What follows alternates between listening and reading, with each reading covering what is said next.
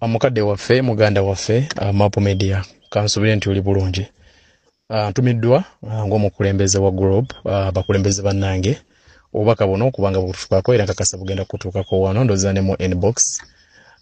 ku biki ebiri mu kubanga bigenda mu maaso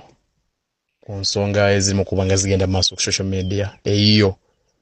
ng'ate ekolera kitebe oba ekolera kibiina nga bansabye okutuusa obubaka buno okubanga owummula oba ng'oweereddwa ekibonerezo eky'okuwummula omwezi mulamba ekisookera ddala nga kampani ya Mapu Media tekola mirimu gya kibiina okumala omwezi mulamba era n'osabibwa okuba nga togenda kulinnya ku kitebe okumala omwezi mulamba. Ntumiddwa okumala omwezi mulamba okuggyako okulinnya ku kitebe oba okutuuka ku kitebe ng'oyinawo meeting n'abakulembeze b'ekibiina olase ku nsonga z'amawulire then ne Mapu Media emirimu gyayo okusooka okusepinga down mpaka ekibonerezo kino nga kiweddeko n'okubanga ttiimu kyesazeewo kuba ttiimu y'abakulembeze etudde n'esalawo ogw'omwezi tegubadde mwezi tubadde tugambye ebiri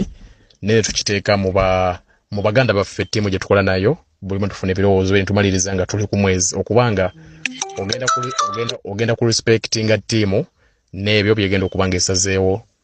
okubanga okusalawo kwabwe tekugenda ku social media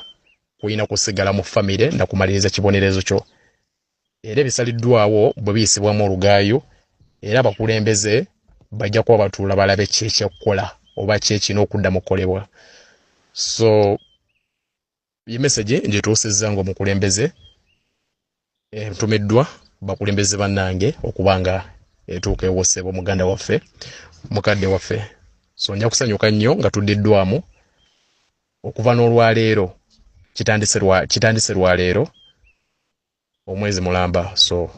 neyanza nnyo neyanzege bino bintu bya kisiru biboga sibye nga mwali mufumbya agaboozi gammwe mujje mu ngambe mbonna lya ssente za Patricia gwoyine bikkalirako mumulowooza nsobola okusemba nakyo buli ekigenda mu maaso kyonna buli ekyagenda mu maaso nkirina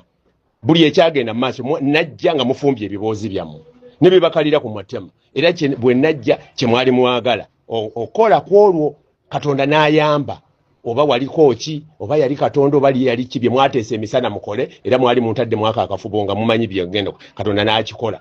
nojja n'oyogera birala oyo yali Katonda kati mutudde ate era ompeereza ebintu by'ekisiru mbu Patricia mbu mumpumuza gwe wali okiwulidde ku gwe nawe wenyini bw'oba okifumiitiriza sama ekyokuwummuzibwa kya buntu abantu bonna bawummuzibwa n'abaani bawummuzibwa bonna bawummuzibwa era tuwummuzibwa era nange nali empumuziddwako then nempumuzibwa okuweereza omuntu n'awummuzibwa okuweereza amawulire n'awummuzibwa n'agobwa ne ku kitebe gwe wali okiwuliddeko gwe mbawadde eddakiika ze mumpadde mujje munnyennyole nkitegeere nzikakkane bwe muba temukimpadde kukikkakanya ngenda kwekubira endulu wonna we naasobola. Ndowooza kanziremu ekibuuzo kino kibuuziddwa mukulu Jona naye kankiddemu sebo mukadde waffe muganda waffe Mapu Media sebo twegeyezzaamu era ng'abakulembeze era twogera na mukulembeze sebo okkirizibwa okudda ku kitebe era okkirizibwa okubeera ku kitebe kasita obanga togenda kukola emirimu giri mu layini y'amawulire sebo okkirizibwa okudda ku kitebe n'okubeera ku kitebe okkirizibwa okusiibawo sida kindi obudde bwonna bwe bwoyagadde sebo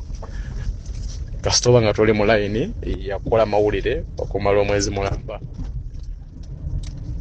so kyekyo sebo